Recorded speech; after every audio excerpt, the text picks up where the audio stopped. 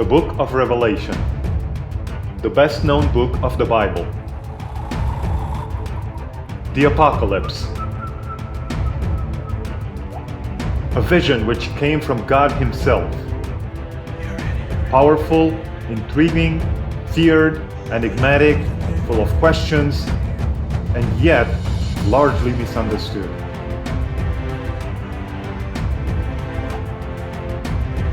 It has stories about plagues, angels, wonders, calamities, destruction, wars, and death.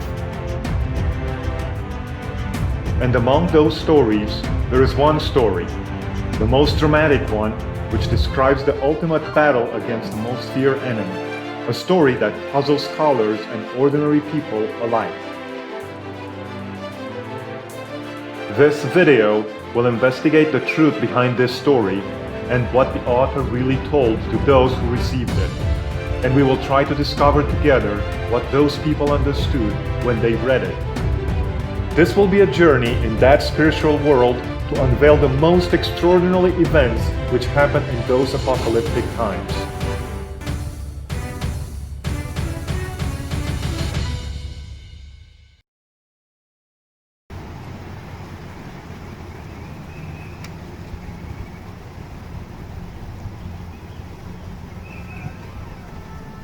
Hi, my name is Robert Luna, and in this presentation we're going to tackle a subject which is very controversial, not only in the mainstream Christianity, but also in the specific group of fulfilled eschatology movement. There are a couple of reasons for which I chose this subject. One is a little bit more sentimental, the other is a little bit more scholastic. If you ask a Christian today, why is there evil in the world? Or why are so many bad things happening in our lives? They will almost invariably blame this evil spiritual being called Satan or devil, which, they will tell you, continuously tries to destroy God's creation and God's people. And, they will add, this state of things will only end sometime in the future, when God will eventually overcome and destroy Satan, and He will create this utopian new and peaceful world. But is this what the Bible teaches? Is this what an ancient Jew would understand and believe? And what is the story of this being? Is this Satan still active and influential today? Could Jesus complete His work for salvation of humanity and yet leave this important part unfinished? The second reason comes from a question which I asked myself for a long time. Throughout the Old Testament, when the Israelites worshipped other gods and not Yahweh, this was considered the biggest transgression that Israel could commit. This was the most unholy sin which caused divine anger and jealousy, and for which they always received the ultimate punishment. So how come then that just prior to 70 AD, when God was ready to destroy the unfaithful Israelites and remove them as His chosen nation, once and for all, we find almost no reference to this sin. We don't see any reference in the Bible to them worshipping other gods and that being the cause of their demise. Or maybe it is in there, but our modern understanding and interpretation of scriptures blinds us and removes us our ability to see this utmost unforgivable sin. Therefore, to answer these questions, we're going to do significant background work and try to build a framework which is closer to the worldview of the writers and of the characters in the Bible. We're going to look over what other gods meant, both in the ancient Jewish culture and in the ancient culture surrounding them. We're going to see what the Jewish term Satan meant and how this word evolved throughout the timeline of the scriptures, up to the 1st century. We're also going to see where the Greek word devil fits in. Then we're going to examine under what spiritual power was Israel during the New Testament time and why it was so important that Israel needed to return under Yahweh's rule, not only for themselves but also for the Gentiles. And, most importantly, how is this drama depicted, culminates, and resolves in the book of Revelation. History tells us that the worldview of the ancient world in which the Hebrew culture appeared and developed described the world as not being governed by a single deity, but by a pantheon of gods.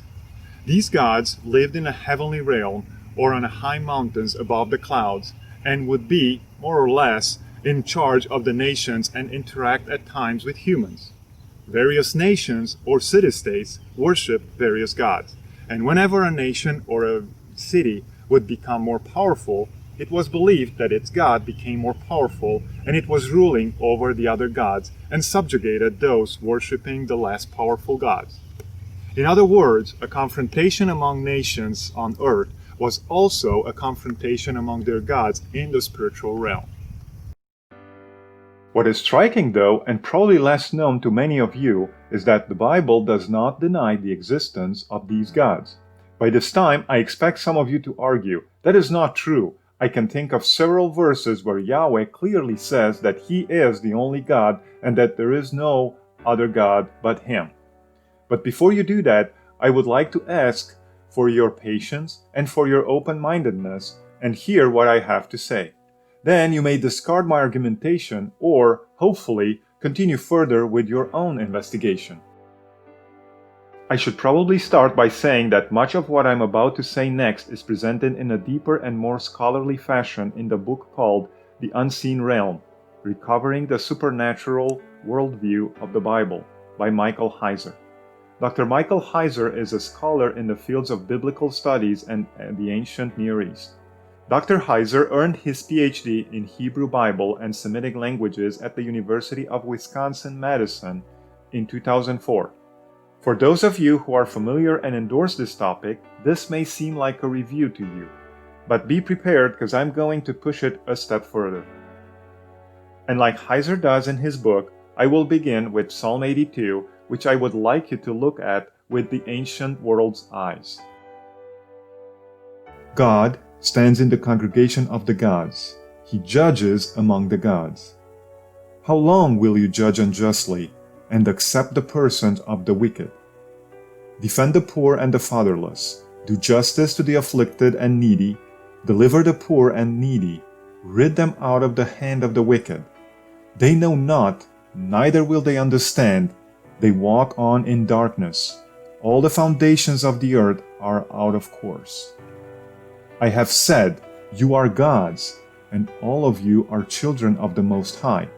But you shall die like men and fall like one of the princes. Arise, O God, judge the earth, for you shall inherit all nations. We see that the Psalms describes in a nutshell that very belief. There is a pantheon of gods which oversees peoples, and they are called to order in a divine council, and they are admonished by this supreme God, Yahweh, for not doing their job. They are to die like men, and their inheritance will eventually be transferred to the God, the Most High. I would submit to you that this is not a scene where Yahweh is angry with the judges of Israel like many commentators may tell you. Although it appears in various texts with different meanings, the Hebrew word for Elohim is never used in the Bible for a creature of this world. It is always used for otherworldly creatures. Besides, their punishment is that they will die like men. How else would the judges of Israel expected to die if not like men? Here's what Michael Heiser has to say about the word Elohim. Biblical writers did not think that way about the biblical Hebrew term Elohim. Well, how do we know that, Mike? Just because you say so? Because you have a PhD? No. You learn that if you actually look up all the references, because Elohim is used of 5 or 6 different things other than the God of the Bible. That alone tells you that Elohim is not about a unique set of attributes. Because if it was, they wouldn't be doing this. They wouldn't be calling the deceased human dead in 1 Samuel 28:13 Elohim. Mm-hmm. They wouldn't be calling the gods of the nations Elohim. They wouldn't be calling the members of God's heavenly host Elohim. They wouldn't be calling the Shadim in Deuteronomy 32:17 Elohim. Those things are not the God of the Bible. They're supernatural beings that are lesser. And so what Elohim actually means has nothing to do with a set of attributes that are unique to one being. What Elohim actually means is it's a term you would use to describe something that by its nature is disembodied and a member of the spiritual world. That's all it is. No. Now, in that world, there is rank, there is hierarchy, there is differentiation in attributes. Yahweh, the God of the Bible, the God of Israel, is an Elohim. He's in the spiritual realm. There are lots of Elohim over there. He's in that realm, but none of the other Elohim is him. He is distinguished in very specific ways in the Bible. He's the creator, he's the sovereign, he's omniscient, he's omnipotent. Okay, all the things that we are traditionally taught in Christian theology, but none of those things are taught by the word Elohim. They're taught by the way the biblical writers talk about this particular Elohim and the way they never talk about any of the other ones. A question for you is this. Why should we think that the counsel of Psalm 82 is any different than the one in Isaiah 6 or Job chapters 1 and 2 or 1 Kings chapter 22 verse 19? And one other note on Psalm 82 for you to ponder on. When Jesus argues his divine nature with the Jews in John 10:34, he quotes verbatim from Psalm 82. So where did this other Elohim come from? The Bible doesn't really tell us explicitly, but what it does tell us is that they were there at the creation of the world. In the book of Job, chapter 38, we have an interesting passage starting in verse 4. The context is that God answers Job's lamentations. Where were you, Job, when I laid the foundations of the earth? Tell me if you have understanding. Who determined its measurements? Surely you know. Or who stretched the line upon it? To what were its foundation fastened? Or who laid its cornerstone? When the morning stars sang together, and all the sons of God shouted for joy. These sons of God witnessed the creation of the world, and they rejoiced. This scene is before Adam, the first man. The sons of God must have been some celestial beings, not human. They were not angels, or malach, Hebrew for angels, but rather they were B'nai Elohim, the Hebrew term for the sons of God. They were the shining morning stars, which matches perfectly with what ancient people thought about stars as divine beings. Hold on to that thought. And what is surprising to us is that the author of the book of Job spends no time in explaining who they are. He assumes that the reader was familiar with the concept. Unfortunately, the later Greek translations of the Old Testament and also the New Testament make no more difference between the Malach and Elohim, and calls them all angels, or angelos in Greek.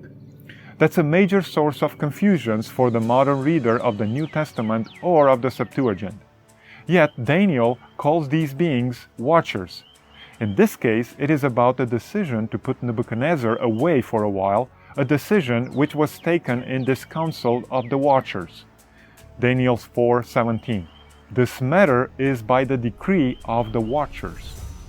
But after, when these watchers witnessed the creation, the ancient stories describe another event, which changes the distribution of heavenly powers upon earth. And neither the Bible nor the Jewish culture are strangers to the subject. The supreme deity, Yahweh, divides the people on the earth into nations and gives them in the administration of these lesser gods or watchers. In the Bible, this is the story of the Tower of Babel. After Yahweh punished the world with the flood, the people became corrupt again. And because God promised that He will not destroy the earth again, God confounds their language and renounces them.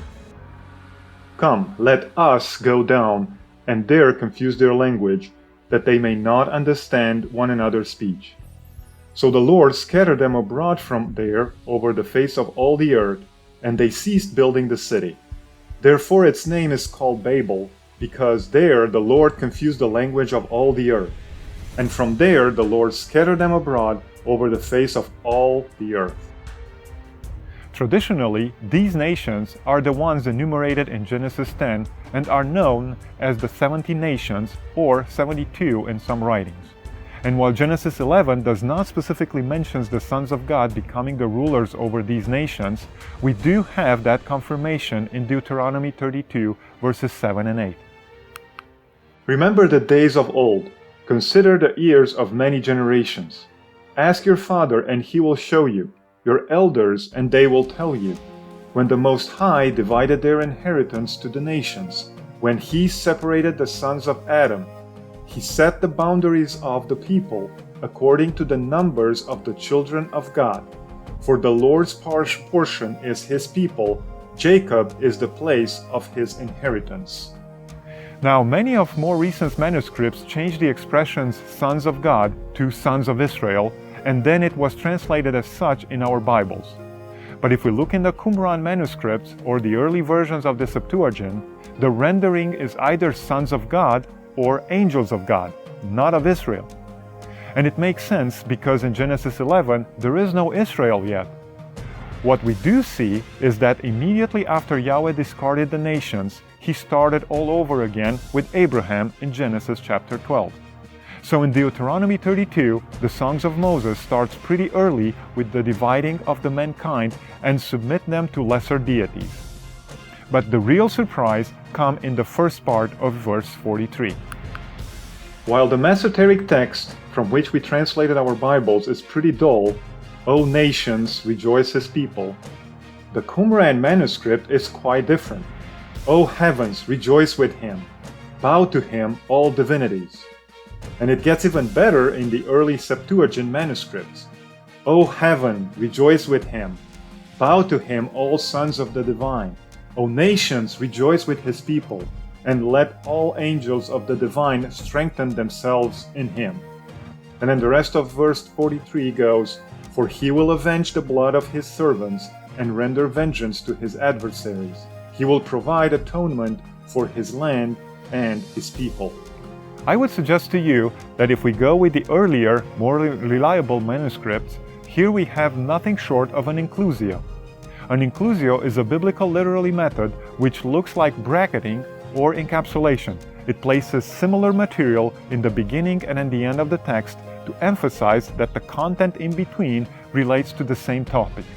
In our case, the content of the Song of Moses relates to other gods and how Yahweh is above all other gods and that Israel is his allotted nation. And we can see that this theme, this inclusio, is developed throughout the Song of Moses. Verse 12. So Yahweh alone led him, Israel, and there was no foreign god with him. The implication is that even though Yahweh saved Israel with no help from the other gods, Israel still went and worshipped other gods. Verses 16 to 17. They provoked him to jealousy with foreign gods. With abominations they provoked him to anger. They sacrificed to demons, not to God. The gods they did not know, the new gods, new arrivals that your father did not fear. The Israel's sin is clear here, worshipping other gods. And then verse 37, he, God, will say, Where are their gods? So it is clear that God will punish Israel in her last days for worshipping other gods. There is no question about it. There are a couple of remarks I have to make at this point. Throughout the Bible, Yahweh is always the supreme God, uncreated and almighty. He was always supposed to rule upon the sons of God, the lesser gods. But these gods also allowed their nations to worship them rather than Yahweh, and Israel unfortunately joined them. Moreover, these lesser deities rebelled against Yahweh and at times gained more power and challenged Yahweh's authority. We see glimpses of this spiritual battle in many places in the scriptures. For example, in Exodus 7, when Aaron casts down his rod before Pharaoh and becomes a snake, and then the magicians do the same, that's not a Penn and Teller fool us competition among illusionists. That is a representation of a spiritual battle between Yahweh on one side and the Egyptian gods on the other side, and Yahweh wins. Or in Daniel chapter 12, when the prophet Daniel mourns for 3 weeks, and when an angel tells him that he and the archangel Michael had a hard time fighting against the prince of the kingdom of Persia, they were not fighting Cyrus, who was the king of Persia at the time. No, this is a spiritual battle which Yahweh and Michael fought against the god of the Persians so he can let Israel leave Babylon. And in the same chapter, Daniel is shown what will befall upon his people in their later days. Michael will fight again. Hold on to that thought when we get to the book of Revelation.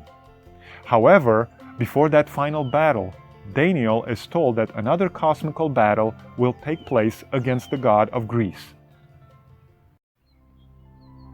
Now, let's switch gears and talk about the word and the identity of Satan. The word Satan in the Bible is used in more than one sense. In fact, in the Hebrew Old Testament, the word Satan is not even a proper noun, is not a name. It's just a common noun which means opponent or adversary or enemy.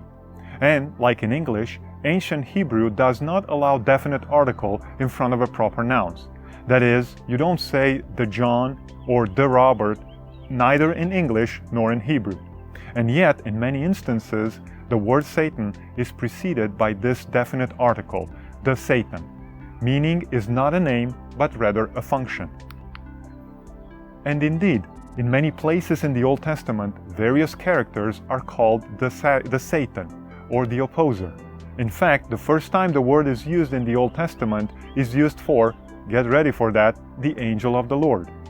In Numbers 22, in the story of Balaam and the talking donkey, the Bible says, Numbers 22:22, and God's anger was kindled because he, Balaam, went, and the angel of the Lord stood in the way for an adversary, as a Satan, against him. The term Satan is also attributed to humans. 1 Kings 11:14. And the Lord stirred up an adversary, Satan, unto Solomon, Hadad, and the Edomite. 1 Kings 11:23. And God stirred him up another adversary, Satan, Rezon, the son of Eliada. And the examples may continue, but these usages are not of special interest for this presentation. Today we will concentrate on the spiritual being or beings other than Yahweh or the Trinity as they appear in both Testaments. As we move into the New Testament, the word Satan is more and more used now to describe a spiritual entity which clearly opposes God, Jesus, and later on, the first Christians. The word now has a Greek equivalent, the devil or diabolos. When Jesus is tempted in the desert, the adversary is clearly not human, but a spiritual, supernatural being. No human can teleport Jesus on the pinnacle of the temple, nor take Jesus on an exceedingly high mountain in a heartbeat. But what is most stunning is that this spiritual being is now in charge of all the kingdoms of the world, and Jesus does not deny this. Matthew 4, verses 8 and 9. Again, the devil took him up on an exceedingly high mountain and showed him all the kingdoms of the world and their glory. And he said to him, All these things I will give you if you fall down and worship me. Although the Bible is silent about how this happened, the current state of things is clear. One of these gods became once again most powerful and took control over all the nations and their assigned watchers.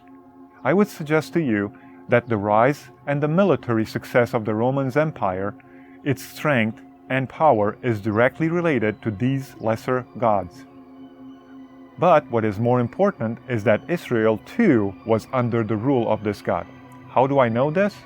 Back in Deuteronomy 32, God promises Israel that he will leave and forsake her. And when the Lord saw it, he spurned them. And he said, I will hide my face from them. I will see what their end will be. How could one chase 1,000 and two put 10,000 to flight, unless their rock had sold them? And the Lord has surrendered them. Surrendered them to who, if not this opposing power called Satan? Like he did with other nations at Babel, God eventually gave away Israel too. Without Yahweh's protection, Israel, or what was left of it, became just another nation taken under the control of one of these lesser gods.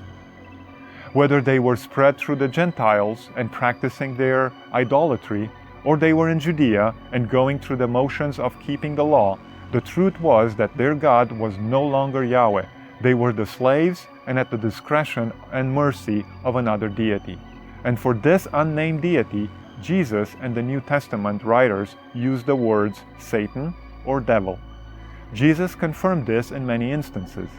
In John 8:33-44, when Jesus argues with the Jews, he clearly tells them in their face that their father is the devil. Verse 44, "You are of your father the devil, and the desires of your father you want to do." In John 12:31, Jesus says, "Now is the judgment of this world. Now the ruler of this world will be cast out." Now, doesn't this world include Judea? And isn't this the same event which is described in Revelation 12:9? So the great dragon was cast out, the serpent of the old, called the devil and Satan, who would deceive the whole world. He was cast to the earth, and his angels were cast out with him. The scene between Jesus and Pilate in John 18 is very revealing if we look at it in the proper angle. Jesus answered, "My kingdom is not of this world. If my kingdom were of this world, my servants would fight, so that I should not be delivered to the Jews. But now my kingdom is not from here." Somebody else was in the charge of the things and of the kingdoms of this world, and it wasn't Jesus, nor Pilate, and not even the Jews, because even the Jews were only doing the deeds of their father or their celestial ruler. We see that in John 8:41. Even Paul confirms this state of things and the spiritual confrontations. In 1 Corinthians 8:5, when talking about the things sacrificed to idols, Paul says, "For even if there are those called gods, whether in heaven, whether upon earth, as there are gods many and lords many." And then also in Ephesians 6:12, Paul says, "Because we have not wrestling with the blood and the flesh, but with the principalities, with the authorities, with the world rulers of the darkness of this age, with the spiritual things of the evil in the heavenly places." I believe Paul is referring here to the rebellious watchers. One more thing before we move to Revelation. In Deuteronomy 32, Israel was guilty of worshiping other gods, and when they were admonished about that, they persecuted and killed those sent to them. So they killed the prophets, and when Israel turned to other gods, they have rejected their rock. Then he forsook God, who made him, and scornfully esteemed the rock of his salvation. They provoked him to jealousy with foreign gods, with abominations they provoked him to anger. They sacrificed to demons, not to God, the gods they did not know, the new gods, new arrivals, that your fathers did not fear. Of the rock who begot you, you are unmindful, and have forgotten the God who fathered you. See also verses 30, 31, and 37. Forsaking their rock meant that they turned away from God and worshipped other gods. And that is precisely the accusation Jesus brings to the Pharisees in Matthew 21:42, when he said to them, "Have you never read in the scriptures, the stone which the builders rejected has become the chief cornerstone?" Or in Acts 4:11, or in 1 Peter 2:7. I'm not trying to minimize the temple language and symbolism in these verses. That temple theme is there and well established. I'm just simply stating that there is more than one meaning in them, albeit less obvious. And that meaning is that by rejecting the stone, by crucifying their Messiah, by killing the child which was born unto them, by murdering their own seed in which they could have had salvation, the Jews did nothing short of worshiping other gods. They did the same thing their fathers did for centuries, when they sacrificed their babies to Moloch. And they did it by rallying with the Gentiles, in this case, with the Romans. Just like their fathers did, Israel joined the surrounding nations, the Gentiles, in their abominable worship. Yes, Israel was committing again the same sin they committed over and over throughout their entire history. Only this time they brought the ultimate sacrifice, and therefore their punishment was to be ultimate. But, as prophesied, along with the punishment of the unfaithful Jews on earth, the rebellion of gods must be resolved in the heavenly realm as well. And it has come to pass, in that day, Yahweh laid a charge on the host of the high place in the highest place, and on the kings of the land on the land. Also in Isaiah 34:4, All the hosts of heaven shall be dissolved, and the heavens shall be rolled up like a scroll. All the hosts shall fall down as the leaf falls from the vine, and as fruit falling from a fig tree. We see that also in Hebrew 12:26. But now God has promised, saying, Yet once more I shake not only the earth, but also the heaven.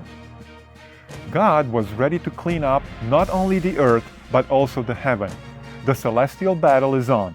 Michael, the great prince who watched over the sons of Daniel's people, will stand once more time to fight like Daniel 12:1 predicted. And the book of Revelations depicts this battle using apocalyptic language. And there was war in heaven. Michael and his angels fought against the dragon. And the dragon fought, and his angels, and prevailed not. Neither was their place found any more in heaven. And the great dragon was cast out, and the old serpent, called the devil and Satan, which deceives, or Young Literal puts it, who is leading the whole world, he was cast out into the earth, and his angels were cast out with him. And I heard a loud voice saying in heaven, Now is come salvation and strength and kingdom of our God and the power of his Christ. For the accuser of our brothers is cast down, which accused them before our God day and night. And they overcame him by the blood of the Lamb and by the word of their testimony, and they loved not their lives unto the death. Therefore rejoice, you heavens, and you that dwell in them. Woe to the inhabitants of the earth and of the sea, for the devil is come down unto you, having great wrath, because he knows that he had but a short time. From this passage, we find a lot of things about our topic. This dragon is the Satan or devil, the serpent of the old. It is a serpent, Nakash in Hebrew, the diviner, the shining one, and not merely a snake. He is leading the whole world. According to verse 3, he has 7 heads, 10 horns, and 7 diadems. This image of the dragon symbolizes that he was completely in charge and drew a third of the stars of the heaven. He had control over some watchers too. He fights and loses against Michael the archangel. The protector of the people of Israel starts reclaiming what is rightfully God's. Satan and the rebellious watchers are cast out of the heaven. We know from John 12:31 that the casting out of heaven happened during Jesus' earthly ministry. But this is also the first sign of the wonderful news which awaits the Gentiles. The Elohim rulers are losing their power over nations. And even on earth, the dragon has a short time. His days are numbered. In verse 10, the inauguration of the kingdom of sovereign rule of God and of his Christ coincides with Jesus' ascension and sitting at the right hand of his Father in fulfillment of Psalm 110, verses 1 and 2, which says, The Lord said to my Lord, Sit at my right hand until I make your enemies your footstool. The Lord shall send the rod of your strength out of Zion. Rule in the midst of your enemies. But then, in chapter 4 and 5 of Revelation, we see once more Yahweh and the Lamb ruling in a restored divine council, which now is cleaned up from the rebellious sons of God. I would suggest that the 24 elders who are falling before the Lamb represent the loyal sons of God, the remaining members of the council who recognize Jesus' authority and status. They are the good watchers. See Revelation 5:8 as well. If true, this is again good news for Gentiles. They are being returned from their designated gods back under the supreme rule of Jesus and Yahweh. Now the heavenly headquarters are clear, the command center is in full control, and the battle has moved to earth. It is going to be an intense fight with a lot of woes from the unfaithful inhabitants of the earth and even for the elect. But thank goodness the struggle is going to be swift and short. Once on the earth, the dragon will of course go after the people of God. So the serpent spewed water out of his mouth like a flood after the woman, that he might cause her to be carried away by the flood. But the earth helped the woman, and the earth opened his mouth and swallowed up the flood which the dragon had spewed out of his mouth. I think this is the same image Isaiah prophesied in 59:19. When the enemy comes in like a flood, the Spirit of the Lord will lift up a standard against him. The Holy Spirit on earth was also given to encourage, resist, abate, and subsidize the attacks of the devil, thus the miraculous power of casting out demons, which was active in those days. And we see how the celestial confrontation has moved on earth and how it is affecting the faithful ones right from the beginning of Revelation. The church in Smyrna had to deal with a synagogue of Satan, Revelation 2:9. The church in Philadelphia was also dealing with a synagogue of Satan, Revelation 3:9. The church of Pergamum had some members teaching and worshiping other gods, idols, like Balaam did, Revelation 2:14. The church in Thyatira had the same problem, worshiping idols, Revelation 2:20. We also see it in Revelation 11, when the beast is coming out of the abyss and is making war with the two witnesses, Revelation 11:7. In chapter 13, things get a little more specific. The dragon, which is the Satan or the devil, gives his power of the ruling to the sea beast. The dragon gave him the beast, his power, his throne, and great authority.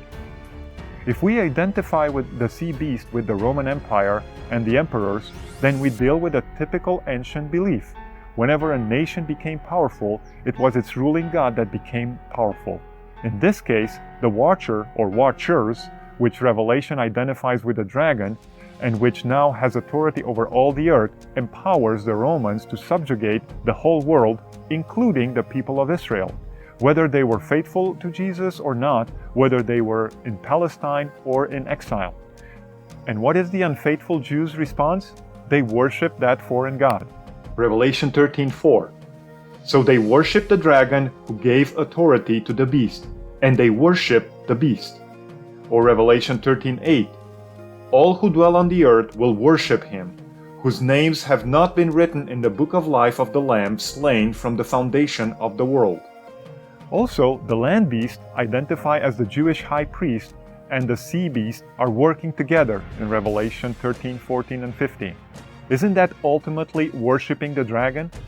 And if Babylon is Jerusalem, and it is, then her fornication in Revelation 14:8 and 17:2 and 4 can only be worshiping idols. Turning to other gods was always considered a fornication by Yahweh. We see that symbolism defined in Jeremiah 3, verses 6 through 9. The Lord said also to me in the days of Josiah the king, Have you seen what backsliding Israel has done? She has gone up on every high mountain and under every green tree and committed fornication there. So it came to pass through her fornication that she, Judah, defiled the land and committed adultery with stones and trees. Now this is a good time to address an argument that is probably on many of your minds. Wait a second, we know from many passages that those gods and idols were nothing but lifeless statues. They were nothing but worthless wood, stone, or metal craftwork. And you would bring a plethora of verses such as Isaiah 2:8, 42:17, 44:9, or Jeremiah 51:17, and many others. And at the first read, the argument seems valid.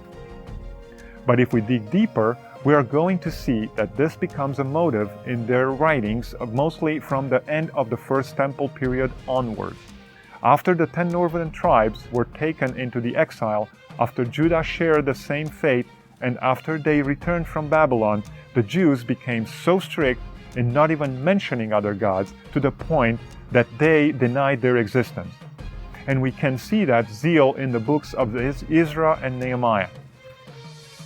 We need to understand that those claims that other gods are same as nothing is not a literal, axiomatic statement, but rather is the supreme mockery of faithful Israelites towards the idolatric Gentiles. If you please, there was a competition between nations on whose God is more powerful, and the biblical writers comes and says, compared to our Yahweh, your gods are nothing. Or at best, they are just lifeless stones and trees. Yet, if we want to stay honest, we need to agree that no one, even today, worships a painting or a statue. They worship what is behind it.